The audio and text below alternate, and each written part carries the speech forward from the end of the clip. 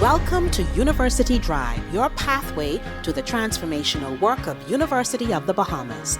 Our goal is to build a better Bahamas by shaping tomorrow's leaders today, finding solutions to challenges, and forging new opportunities for growth.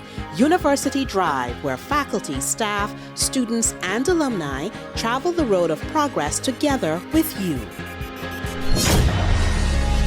Hello, everyone, and welcome to University Drive. We are in season 10. Look at us. We are growing, y'all.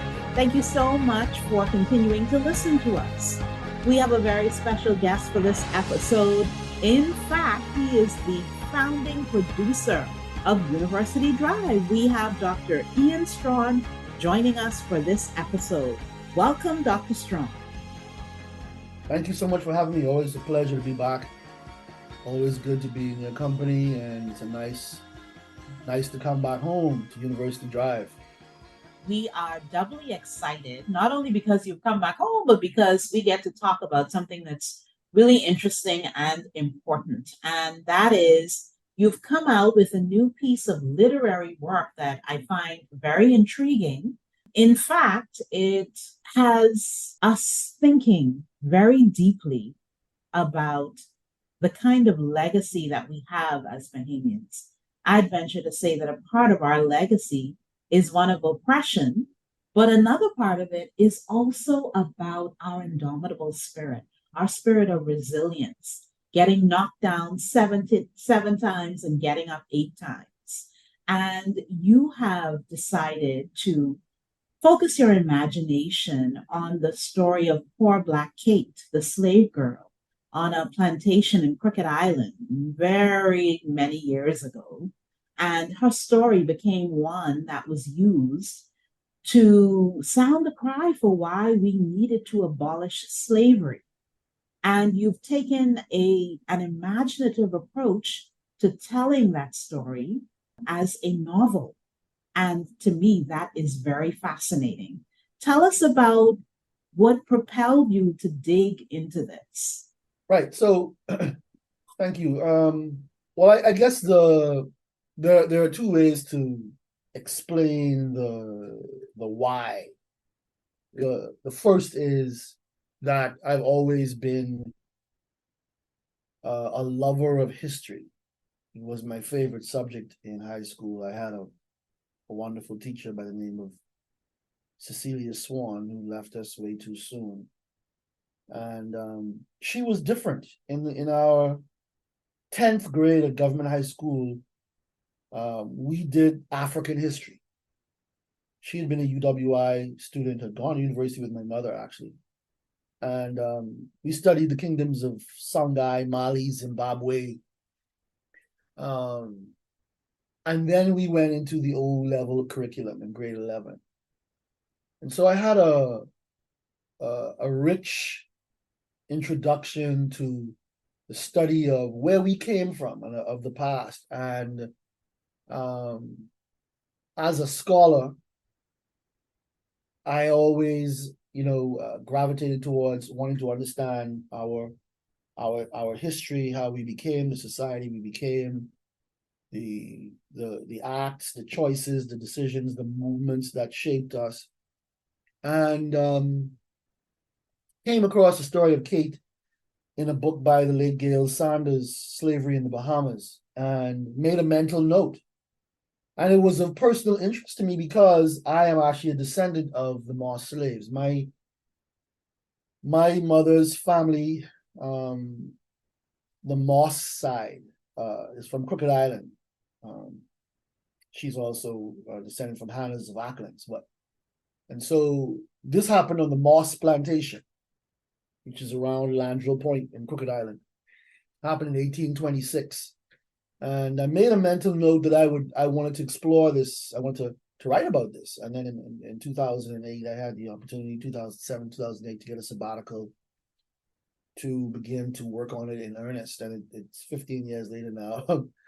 We've finally been able to, to release the book. But it was important because it's my view that Bahamians have a skewed or rose-colored view of our past of slavery, if I could be so bold as to say rose-colored, in the sense that the general line, the orthodoxy is slavery wasn't that bad in the Bahamas, right? We, as compared to the larger islands where there was intense cultivation of sugarcane, like your Cuba, your Jamaica, your Haiti, your Puerto Rico, your Trinidad.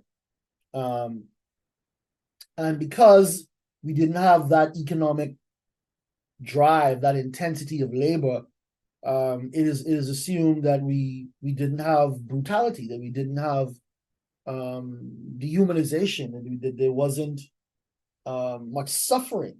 And archaeologically, people have been able to demonstrate, I believe, if I'm not mistaken, that the lifespan of slaves was longer in the Bahamas. So I don't wish to dispute the fact that there are significant differences and that the mortality was greater. We know that there were more, or at least very visible insurrections on those islands, even in Barbados. But we had our own. We had our own resistance, as you put it. But more importantly, slavery is slavery is slavery. In other words, you capture people from one place, you take away their God, you take away their names, you take away their clothing, you take away their family structure, you take away their language, you hold them captive, you take them across the Atlantic Ocean. They will never return to the place where they have been since the dawn of humanity, and you make them work for you for the rest of their lives. You hold them captive, and you hold their children captive, and you hold their children's children captive. And the usual things, confinement, whipping, were rape. These were all part of slavery in the Bahamas. We were property. And so I wanted to, this story was for me an opportunity to almost provide an intervention, to fill in a gap for our people where there's just this, to me, a cloudy place, an empty place. We don't understand. And you notice we don't actually recognize or preserve our slave plantations. We don't. They've all been overgrown with bush, most of them. And I actually went to Crooked Island to find this plantation site, deep into the woods. But for the most part, we don't see the monuments and recognize them as the markers and the symbols of our captivity and our oppression. Okay. So there's this disconnect.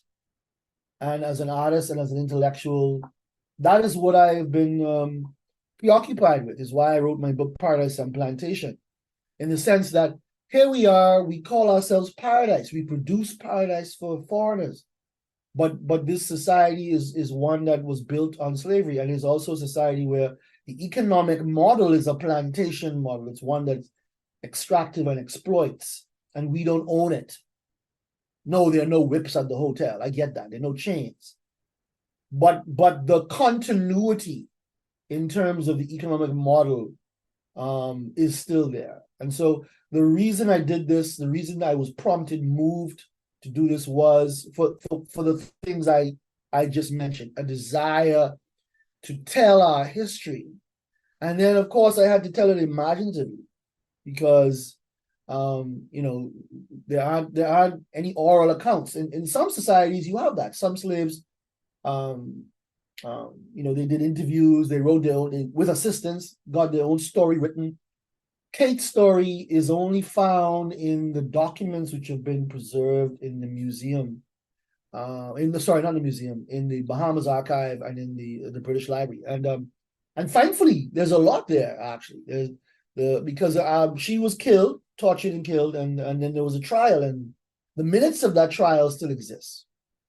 The letters from, and I know I'm just talking a lot, I'm not letting you get in there, but the letters between the governor and the colonial secretary are still in existence. And so Those things allowed me to piece the story together. The other thing I would say, and just in terms of why do this, because as I think about it, as a writer, you have to ask yourself, what story do you have to tell? Why is it important to you? And why would it be important to others? And can you tell that story better than anyone else? And lastly, will it ever be told if you don't tell it? And so I felt a certain sense of purpose around this, to honor Kate and to tell her story.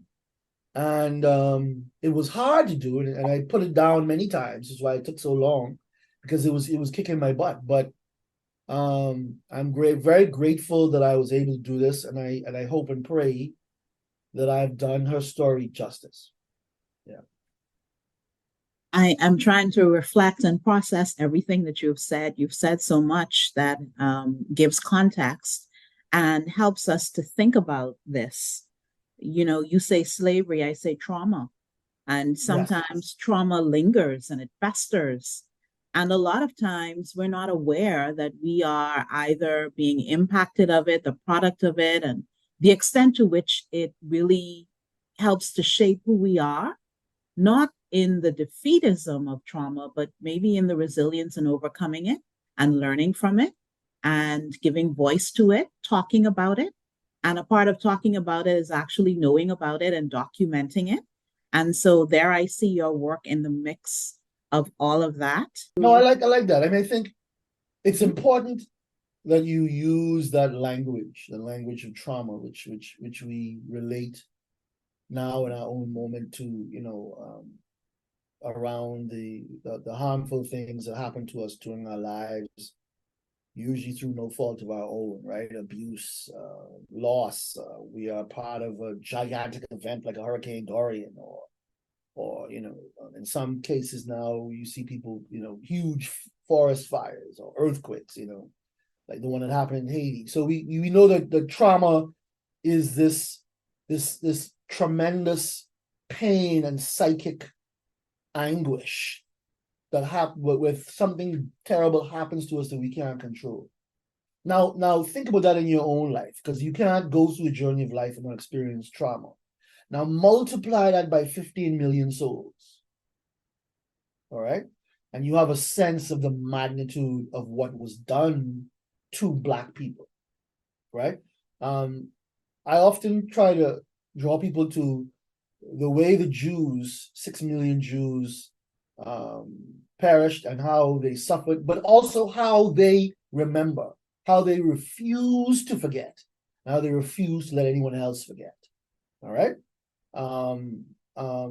So, but we seem to be wanting to forget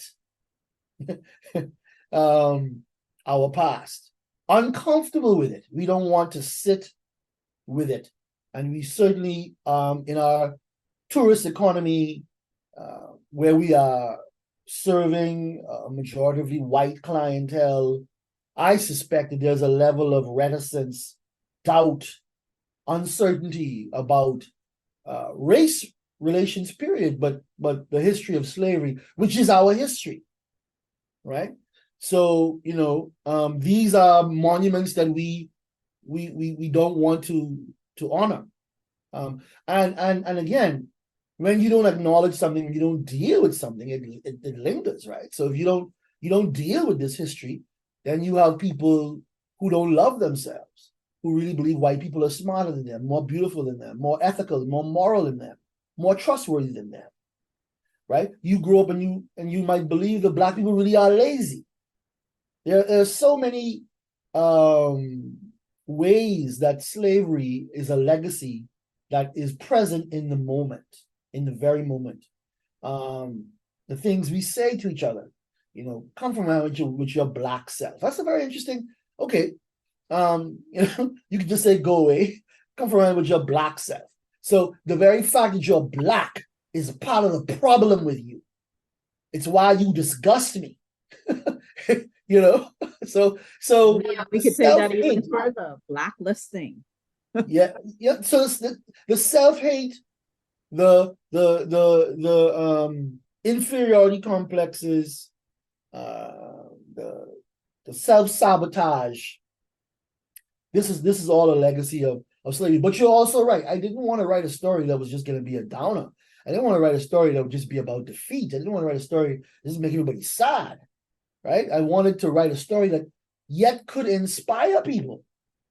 And I believe, I certainly hope, that is what Blind Days does. Because in essence, what you have is you have a slave girl who stands up to the powerful, who stands up to her owner and her master and her mistress, and refuses to back down. Refuses to back down, and she pays for that. But look at what happens as a consequence. They confine her, they put her in stocks, they put her in a barn, they basically imprison her because she refuses to obey them. But in the end, they are the ones in prison. So this girl pulls down the whole plantation system through her one amazing act of refusing to obey. She didn't use a gun, she didn't use a torch, she didn't use poison, she didn't set anything on fire. She just said, this is my body, and I will do with it what I wish, and I will not do what you wish with this body. And she takes on the whole establishment. She does. A young girl. And not only does she, and then that story, as you pointed out at the top of the show, becomes a clarion call across the Atlantic in the halls of English Parliament to help move the abolitionist movement forward. And you mentioned it when you use the phrase "poor black Kate." That's the name of the pamphlet that was published by the African Society, promulgating, telling her story and exposing the cruelty of slave masters in the Bahamas, the place where slavery was supposedly, peachy, cool, easy. All of this is mind shifting. And I want to read something that you wrote. You said, readers meet those who were devoted to the master and mistress, and those who refused to be treated like animals, those of the slave-holding class who were capable of compassion and restraint, and those who were unapologetic and without mercy. Yes. Why the title Blind Days? So, Blind Days comes from a poem by Martin Carter. Martin Carter is a Guyanese poet, and he has a poem called "I Come from the Nigger Yard," and it's a beautiful poem about our origins, about our history, and in there is that line, that phrase, "Blind Days." All right, and it just stuck with me. In the nigger yard, I was naked like the newborn, naked like a stone or a star. It was a cradle of blind days rocking in time, torn like the skin from the back of a slave. It was an aching floor on which I crept on my hands and my knees, searching the dust for the trace of a root or the mark of a leaf or the shape of a flower. And one of the things that happens to Kate, she's confined in the stocks for 17 days. She's repeatedly whipped. But another thing that they do to punish her is that they rub pepper in her eyes. Repeatedly, they rub red pepper in her eyes. And when I remembered this poem, it just stuck to me as a wonderful launching point for this novel. And so Blind Days speaks to what this girl went through, but also really all of slavery were days of blindness, right? Where one group of human beings decided that another group was absolutely, were just animals, were people that they could just treat as chattel. And that stands to me, I really do believe this, as they're to me the two greatest crimes of the last 1,000 years was African transatlantic slave trade and slavery and the genocide of Native Americans. And this is a crime that we've yet to receive justice for. Right? So yes, that's why the title Blind Days. Awesome. We're going to take our first break right here. Pause on your thoughts. We're going to come back after this. Are you ready to take your knowledge or career to new heights? Don't wait to invest in your future. Do it now. How? Earn a professional development certificate from University of the Bahamas.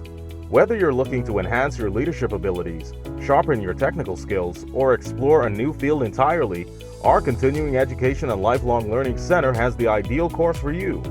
We offer single-phase electrical, ethics in procurement, accounting for entrepreneurship, stop managing, start leading, dynamic presentations, digital marketing, superior customer service, and justice of the peace. We even have courses on smartphone photography, TikTok videos, defensive driving, and interacting with difficult people. Or open the door to new languages with English as a second language, conversational Chinese, and Spanish in the workplace. Our instructors are experts in their fields and they're here to support you every step of the way. Call us at 302-4449. Enroll today. Chapter One Bookstore is proud to serve the students, faculty, and staff of the University of the Bahamas and the community at large. We are the premier choice for the purchase of university textbooks and supplies, and UB logo apparel, paraphernalia, and gifts. We also carry a wide variety of school supplies, learning aids, and leisure books. Visit our copy center for all of your printing, copying, and binding needs. Chapter One Bookstore is located on the ground floor of the Michael H. Eldon Complex on University Drive. Shop with us on Monday through Saturday. You can contact us at 397-2650 or email at chapter1@ub.edu.bs.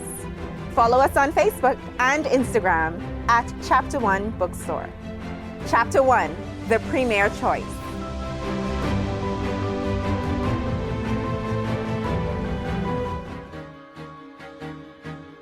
Hello, everyone. Welcome back to University Drive. We have as our guest Dr. Ian Strachan. He's talking about Blind Days, and it is a novel that he wrote about the story of Kate Moss, the slave girl at the plantation in Crooked Island in 1826, who was tortured and eventually died. We are talking about chattel slavery. We're talking about the dehumanizing things that slaves endured. We're talking about this story and how it became something that caused a major shift. Dr. Strachan, can you share the process of how you blended historical accuracy with your imaginative storytelling? I mean, this is a novel, but it's based on things that actually happened. How did you navigate that? Yeah, I mean that's the key right there. So again, I began with the facts. So it's a true story, right? So you know that this girl existed. You know that she was a slave. You know that she was tortured. You know that she died. And as I mentioned before, the minutes of this trial still exist. I was also able to retrieve the slave registry of 1822. A lot of people might not know, but in 1822, the most popular name was not Rolle, it was Moss. James Moss owned more slaves than Lord Rolle did. But at his death in 1822, many of his slaves were sold, and they were sold to Guyana and Jamaica. But I have a slave registry. I have a letter from after the Mosses were put in jail. The white parliamentarians wrote. Well, they were all white. Parliamentarians wrote a letter to the governor requesting that they would be released, and there were other types of correspondence. In fact, including a letter written by Henry and Helen Moss while they were in prison, writing the I can't remember if it was the governor or the colonial secretary, were requesting mercy. So how did I do it? I am first and foremost, I think, a playwright and a poet. And so fiction is something that I have found a challenge. But one good thing about being a playwright and trying to do this is that voices come to you easily. And so I had to use my imagination to recreate a world that I had never seen or lived in. And so I had to imagine what life on a plantation in Crooked Island would be like. And like any writer, you want to write what you know. And so I guess I'd lived long enough and worked long enough to have a sense of what, and done enough reading and so on, to have a sense of what the days would be like and what people would task. She was a house slave. So she worked in the house of Henry and Helen Moss, not in the fields. And so I, could imagine the types of chores that they would do on a daily basis, etc. But the key was, how do I integrate these historical texts with my own imaginative recreation of these people? I had to create characters. I would lift names from the slave register and say, I think this person will be, will work in the house as well, and this one, right? So, and the problem became, because I wanted to use the historical documents, but the language is very, it's arcane language. It's over 100 years old, so there are words today's readers never see anywhere. Even with a PhD in English, I never saw some of these words. I had no idea what they meant, and had to go look them up and all the rest of them. So I'm like, how do I pare this down? And then there were documents I wish I had that I couldn't have. Like, for instance, there's a trial, but I don't have the closing argument of either the prosecution or the defense. So in any event, the key was to fill in the gaps, read between the lines. And another thing was, Black people aren't allowed to testify in court in 1827, 1826. We aren't allowed to give testimony. So you're only really hearing from the slave-owning class, and most of the witnesses are people who are their friends, come to vouch for how wonderful they treat their slaves, how decent they are, how merciful, how, one person says, well, this whip is a mild instrument. Okay? All these Black people, these Africans, there's real pepper in their churn eye. It ain't no big deal. So there were those types of things that were being said in the court. I wanted to use that, but I also wanted to accept the fact that, or remember the fact that they're lying. They're lying, right? They're lying. And so what stands as the actual official record? How much of it is really true? How much of it is really true? And so I end up writing the story in a way that things happen, but some things happen in a way that's totally opposite to what the testimony in the court says. And so the reader will have quite a challenge as the book goes on, trying to figure out what's the historical record and what did Strawn make up, right? Strawn, you are reading these records and you're reading these untruths, right? Yeah. What kind of emotions did that stir within you? Oh, anger. And how did you constrain those emotions so that you could be true to what you were writing? Or maybe you left them unbridled. I don't know. No, I mean, okay, so you want to let, I think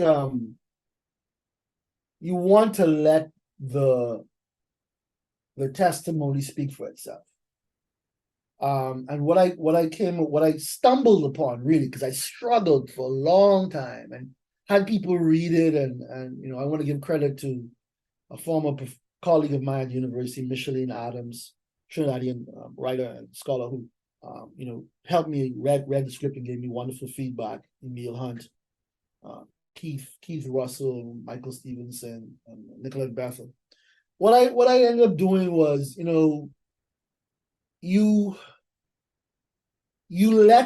I stumbled upon letting the testimony come in drips while the actual event was happening. So the reader can juxtapose.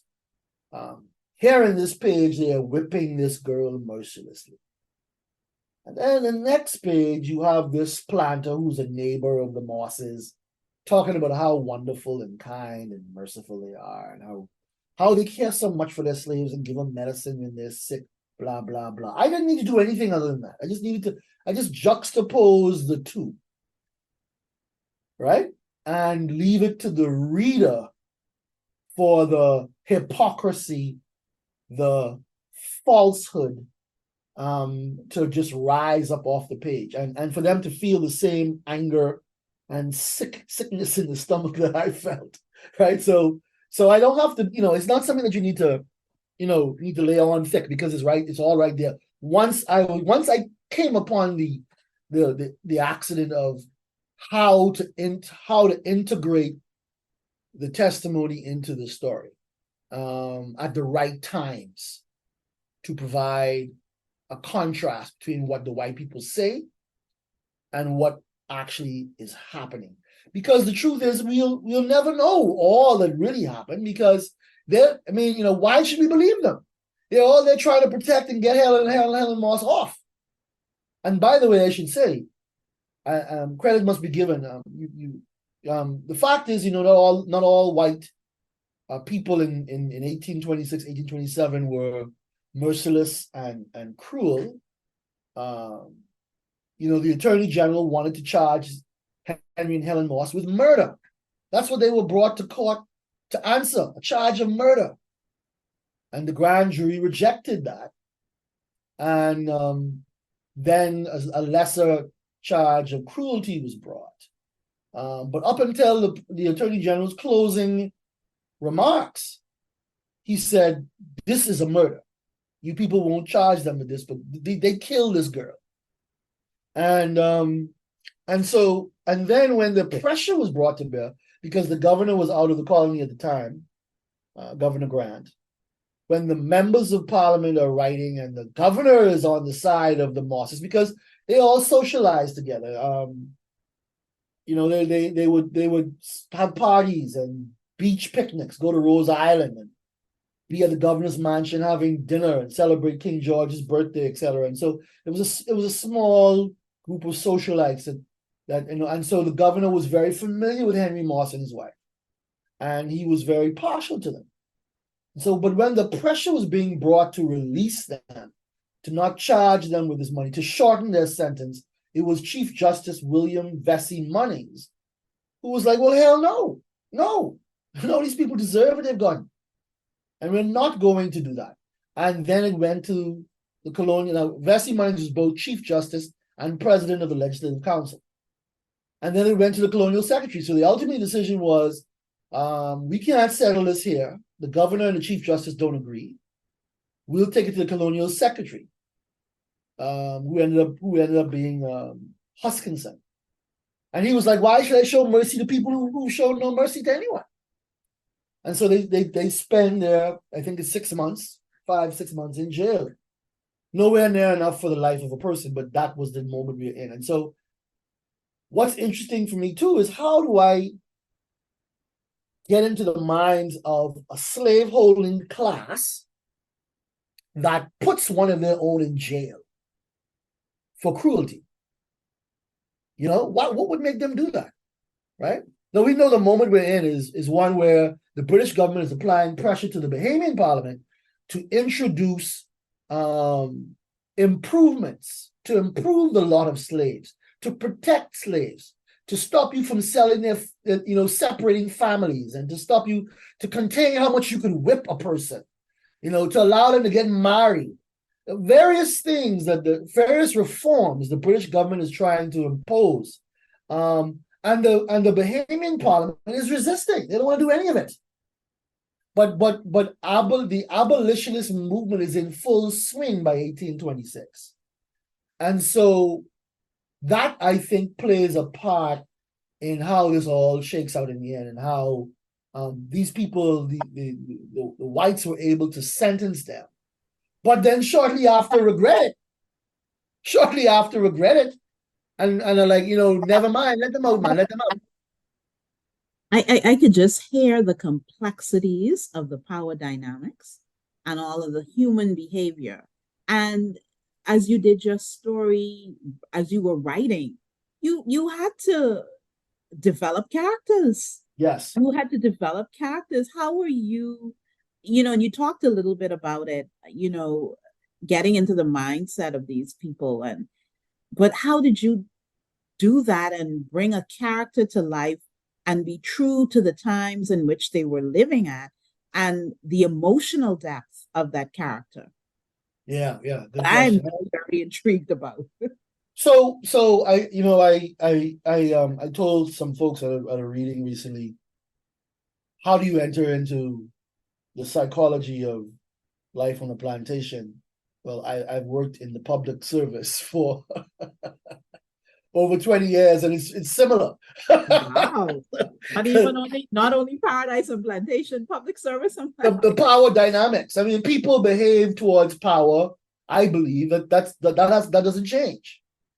When you have people who are powerful, there are those who want to ingratiate themselves, who will be the minion of the powerful, who will mindlessly carry out any instruction given by the powerful, whether the instruction is good or evil, right? Then there are those who have the courage to say no to the powerful. That is not right. That is wrong.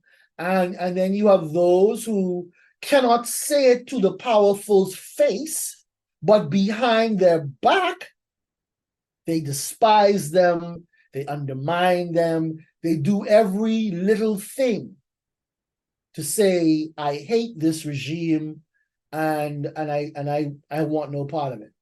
Okay, so that's that. I just described the modern workplace in a highly politicized environment, right? In the public service, it's the same on the plantation, except more extreme. All right.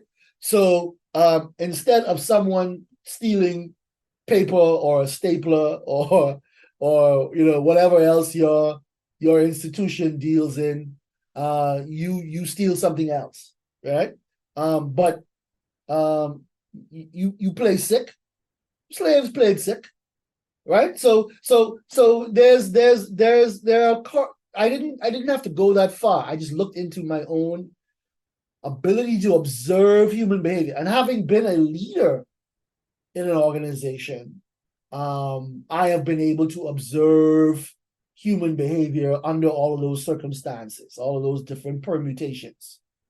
And what you have is some interesting people emerge on that plantation, again, lifting it from the testimony. When they contain Kate, she is confined with two other slaves. One is a boy who ran away named Johnny. And another is a woman named Harriet who tried to kill her baby. Okay? Facts. That's the testimony. So now my imagination can run wild. I got to create Johnny. What made this boy run away? What must it feel like to be able to run away? Right? What's his mindset? What's his spirit like? How have they not broken him? But then how is he now handling being caught, being punished?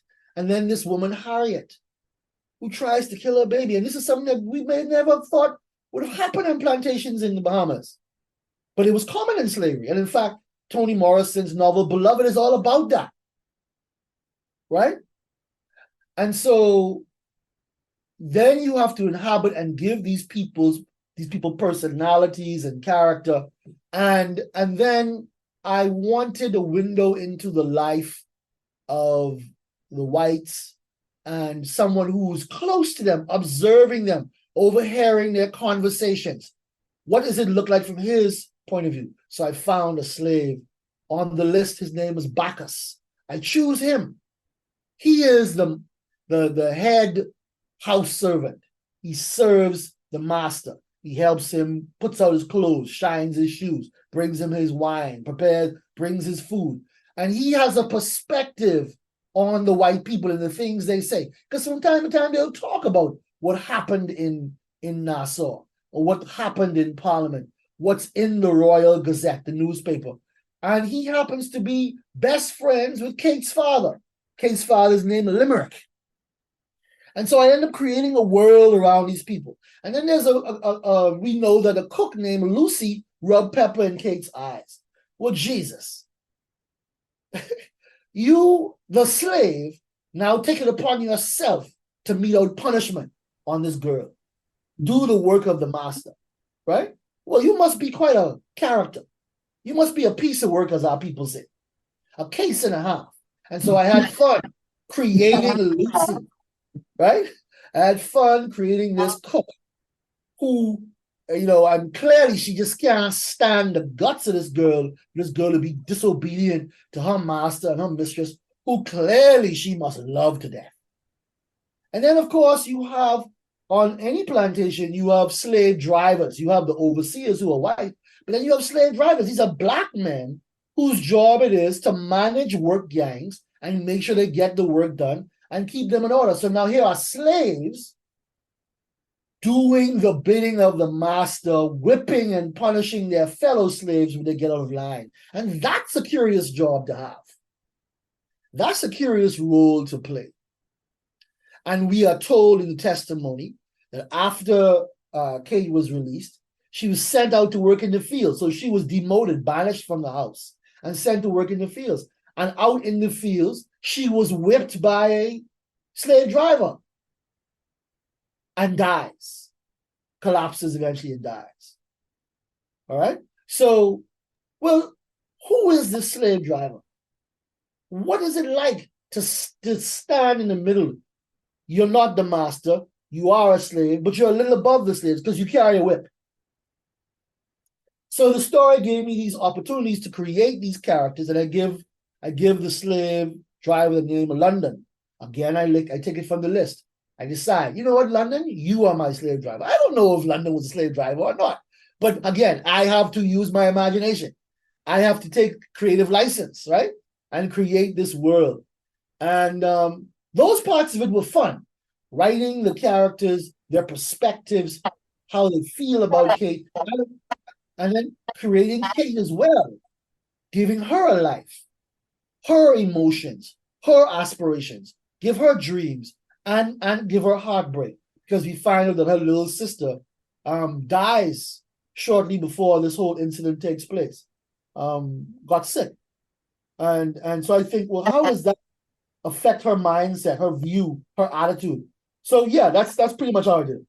Yeah, you engaged all of your past, current, and future emotions on that. Yeah, well, again, I like to. I have been thinking about how do I talk about this with modern Bahamians, and here's what I've come up with. You could look at this as a story about rich people in a big house who hire a poor girl to work in that house. They take advantage of her. They want to cover it up. They want her to be quiet about it and not say anything, but she refuses. They are well connected. They are influential, but because she refuses to be silent and let herself be violated, it becomes a national sensation, and they wind up in jail because she refuses to just be violated and be silenced. What I haven't said is, why were they punishing Kate? According to the record, they punish her because she refuses to mend her clothes and because she stole some sugar and 6 pence. Okay? So I don't know how far we are from the break, but I want to get into Yeah. I want to get into that because I have a view on what really happened there. Okay. So as a former host, you just can sense when the breaks are coming. Yeah. But yes, this is time for us to take a break. You're listening to University Drive. On the other side of the break, we'll continue to have this very intriguing conversation with Dr. Ian Strawn. Stay tuned. Are you ready to take your knowledge or career to new heights? Don't wait to invest in your future. Do it now. How? Earn a professional development certificate from University of the Bahamas. Whether you're looking to enhance your leadership abilities, sharpen your technical skills, or explore a new field entirely, our Continuing Education and Lifelong Learning Center has the ideal course for you. We offer single-phase electrical, ethics in procurement, accounting for entrepreneurship, stop managing, start leading, dynamic presentations, digital marketing, superior customer service, and justice of the peace. We even have courses on smartphone photography, TikTok videos, defensive driving, and interacting with difficult people. Or open the door to new languages with English as a second language, conversational Chinese, and Spanish in the workplace. Our instructors are experts in their fields and they're here to support you every step of the way. Call us at 302-4449. Enroll today. Chapter One Bookstore is proud to serve the students, faculty, and staff of the University of the Bahamas and the community at large. We are the premier choice for the purchase of university textbooks and supplies, and UB logo apparel, paraphernalia, and gifts. We also carry a wide variety of school supplies, learning aids, and leisure books. Visit our copy center for all of your printing, copying, and binding needs. Chapter One Bookstore is located on the ground floor of the Michael H. Eldon Complex on University Drive. Shop with us on Monday through Saturday. You can contact us at 397-2650 or email at chapter1@ub.edu.bs. Follow us on Facebook and Instagram at Chapter One Bookstore. Chapter One, the premier choice.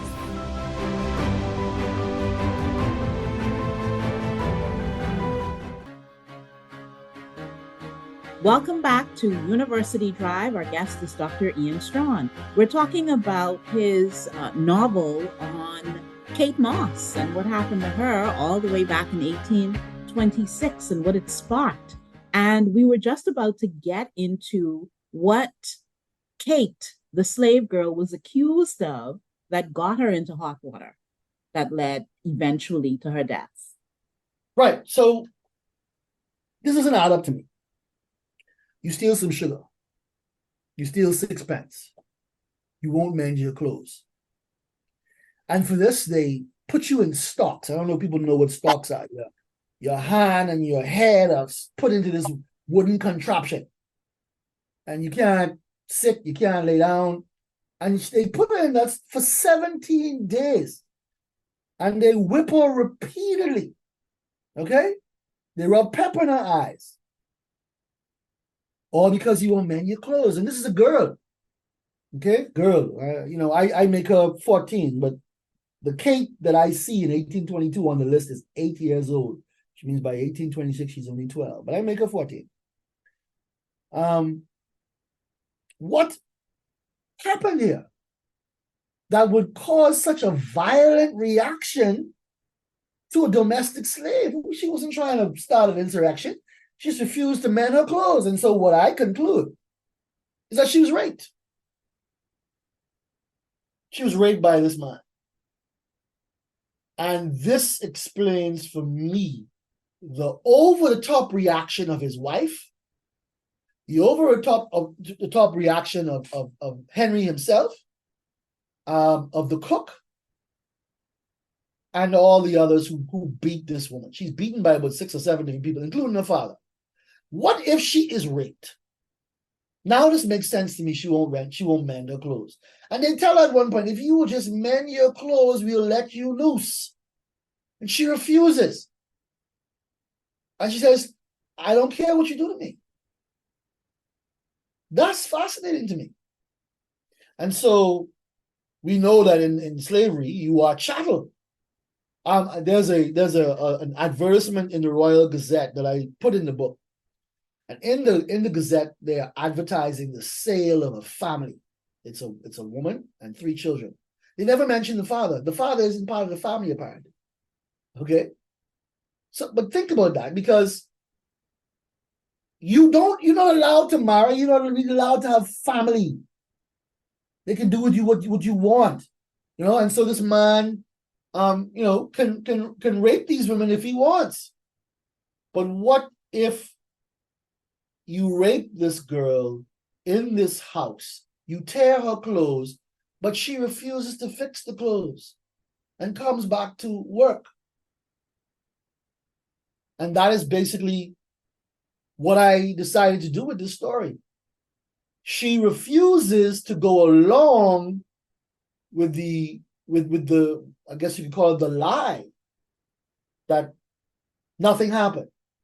And she forces the mistress and the master to deal with the consequences of what they did. And it brings the whole plantation, to a standstill. That this girl refuses. And in the novel, the mistress, who tore your clothes? And she asks her over and over again. And she never changes her story. Boss man, tear my clothes, right? So, and that is what is at the heart of this, is first the crime of rape happening in the context of the greater crime of the captivity and exploitation of a people.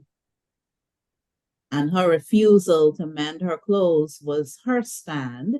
It was her defiance. It was her way of mounting an insurrection. That's correct. And Again, she didn't need the strongest person physically on the plantation. Yeah. She didn't need to. Right? Simply by insisting on her own dignity and insisting on her truth and being seen as someone who was violated, she turned the thing upside down. Right? And she was not afraid to die. Which is the essence of how, I hate to say it, it's how great things get done. When Bahamians in 1958 stopped working, as my late colleague Felix Bethel said, when they refused to work, they decided they would not eat. And when they decided they would not eat, they decided they were prepared to die. That's what a general strike was. We will not work. Right? That's what Burma Road was. You will not get away with not paying us what we deserve. Right? That is what Martin Luther King stood for. He said, if you can't find something to die for, you ain't really living. So this woman, Kate, is a hero. She is a national hero. And speeches were referencing her in the House of Parliament years after her death.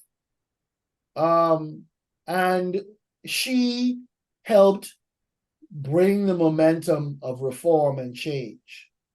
She didn't live to see it, but those who were around and who cared about her did live to see it.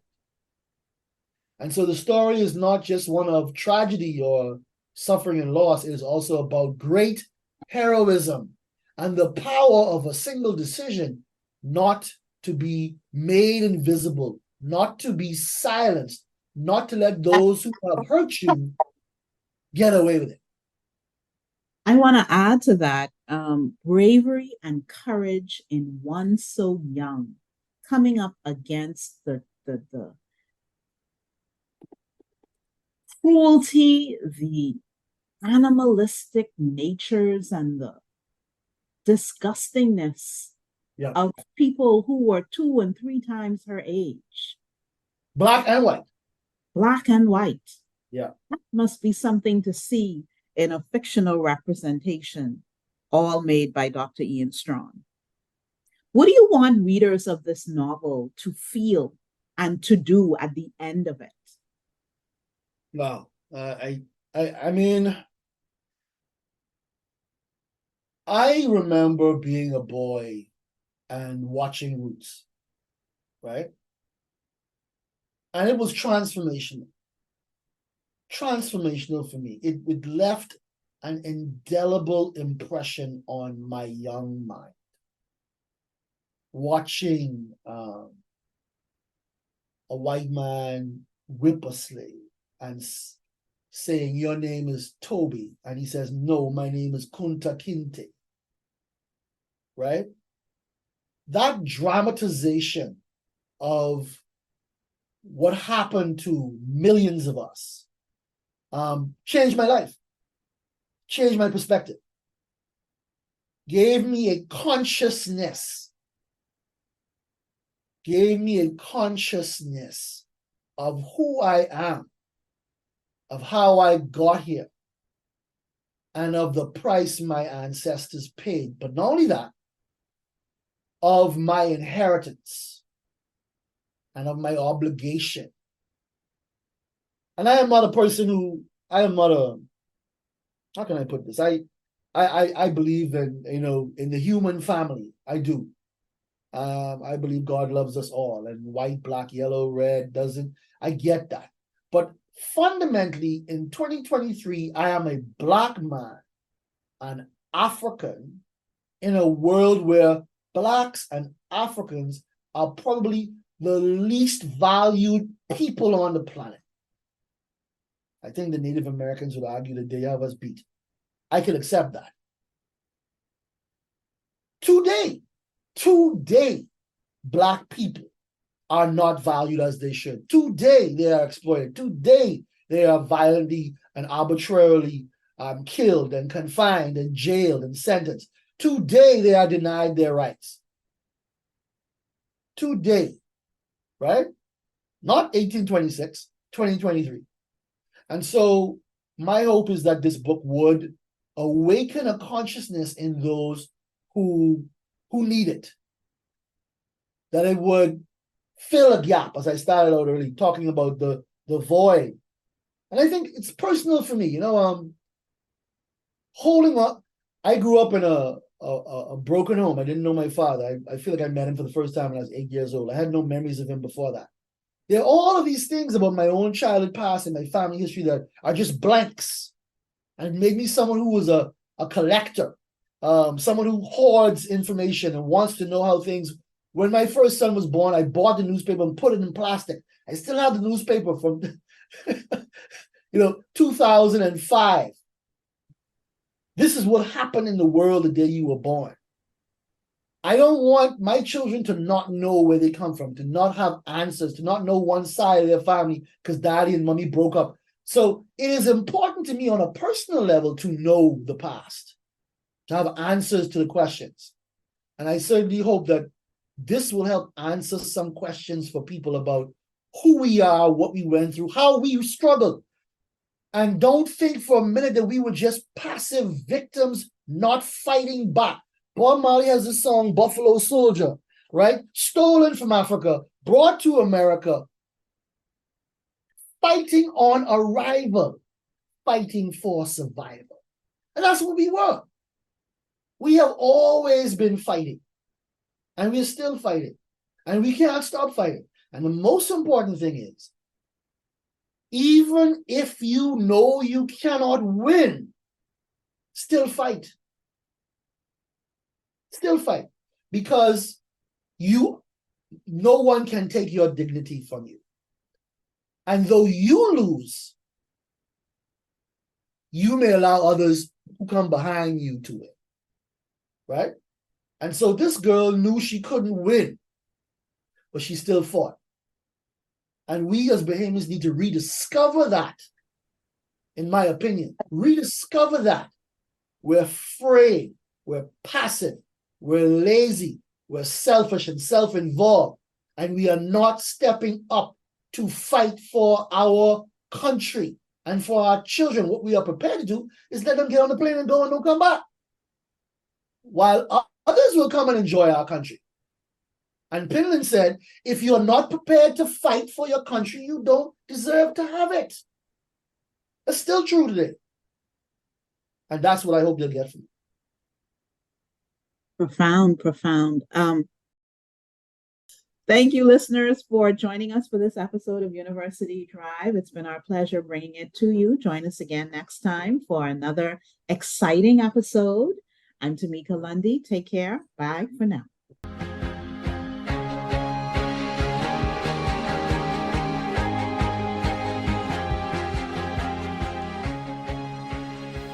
University Drive is a production of the Office of University Relations at University of the Bahamas.